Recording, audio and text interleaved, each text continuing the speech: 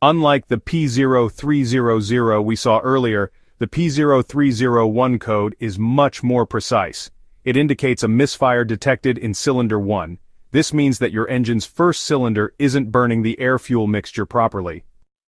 This is important because a single misfiring cylinder can seriously affect the performance of the entire engine. The symptoms are obvious. The check engine light flashing, indicating an active misfire. You'll also notice strong engine vibration, loss of power, rough idling, and an irregular engine sound.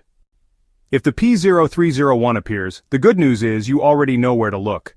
Start with cylinder 1. Check the spark plug for that cylinder. It may be fouled, worn, or damaged.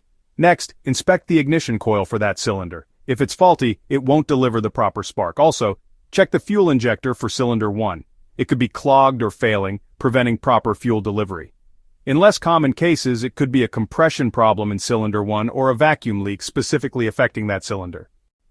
Don't ignore the P0301 code. A persistent misfire, even in just one cylinder, can cause serious damage to the catalytic converter due to unburned fuel reaching it, which is a very expensive repair. Additionally, a misfiring cylinder subjects the engine to excessive vibrations and additional stress, reducing its lifespan.